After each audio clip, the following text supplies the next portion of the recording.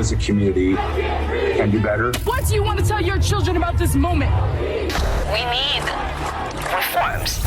From the All Indiana Podcast Network, we stand together. Everybody's here together, black, white, brown, everybody. A platform for progress in our community. We need to do a better job. I want to show that we can be peaceful. This is just as much our fight as it is yours. Discussing the problems of racial inequality and solutions to combat discrimination in a conversation for change. We'll be able to build on this. I never in a million years thought I would embrace a cop like that. From Wish TV, we stand together. A resolution on social justice is one of the latest moves made by the Zionsville Town Council, sparked by George Floyd's death and the protests that followed. It aims at taking steps to proactively work to keep a similar tragedy from happening here. News 8's Katira Winfrey sat down with the council president for tonight's We Stand Together.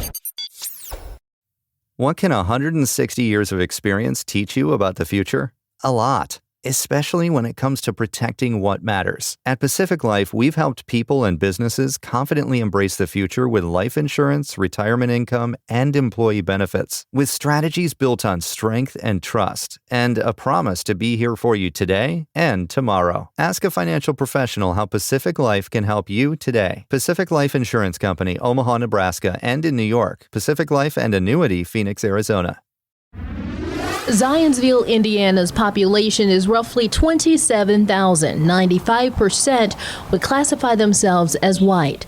But the conversations about racial and social justice isn't lost on members of the community and administration.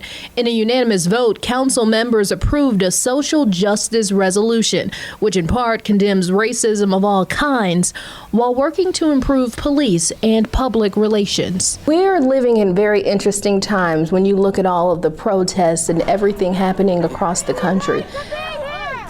When you look at that, what goes through your mind being able to see all this unfold? I mean, it's a range of emotions, right? It's sadness to see people still having to do that. It is hope that we live in a country that you're allowed to do that.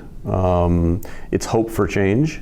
And not just something that happens for a period of time and then the news cycle moves on or people's attention moves on. I mean, I'm eternally an optimist. I'm an optimist in America and what we can become, even though we've got a long way to go.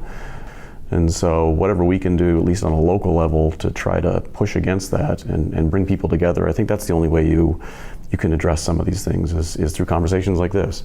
And you talk about the work you can do on a local level. Talk about what Zionsville is doing to try to bridge that gap or create that social change. Yeah, I mean, it's tough, right? Because, on some levels, what can we do, right? The problem is so big, the problem is so systemic, but on the other hand, we've got to do something. And so for us, a lot of it's kind of the conversation, right? How do we have the conversation? How do we have the conversation in public to talk about these things that are happening and why they're happening and to get other people's perspectives? You and me have different backgrounds from where we were raised and how we were raised and getting a chance to understand how that impacted you and you understanding how it impacted me and figuring how to meet in the middle. I think that's important. So, from an administrative level, certainly we can help from a policing standpoint. How do we make sure our officers have the right training?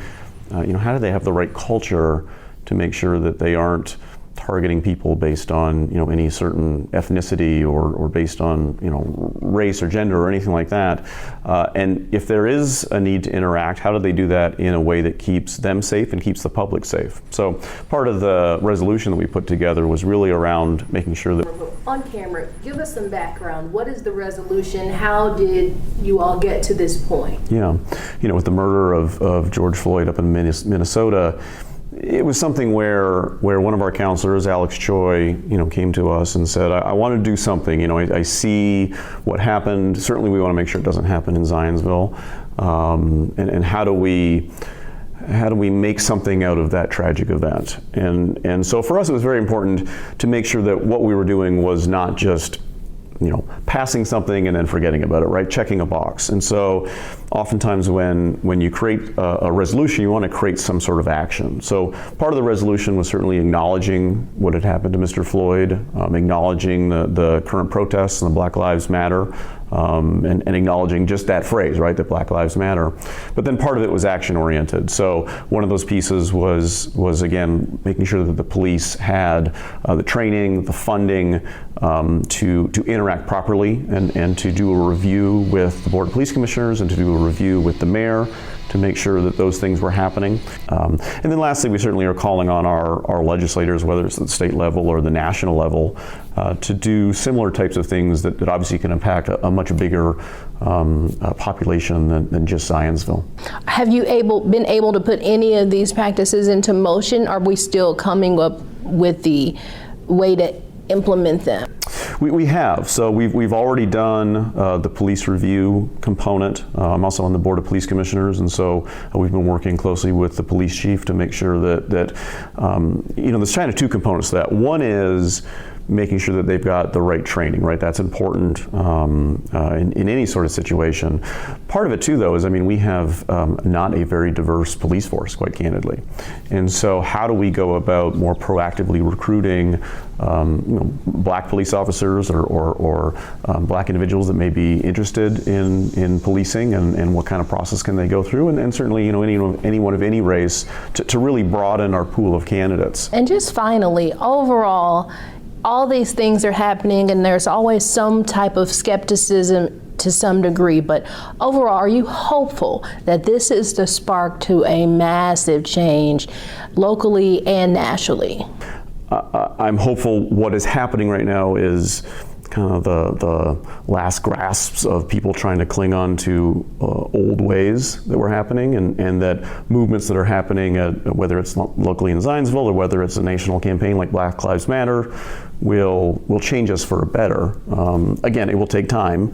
This is not something that's going to happen overnight. Change is something that we can hope for, and so that's the optimism I have. Our We Stand Together series will continue to air this week on News 8 at 10 o'clock, and you can also see all of our profiles online right now at wishtv.com. Remember, you can also listen to our We Stand Together podcast anytime.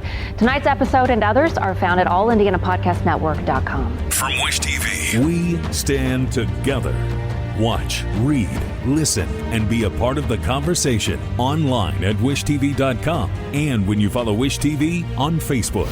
Find more episodes of We Stand Together and other podcasts from Wish TV online anytime at allindianapodcastnetwork.com. allindianapodcastnetwork.com.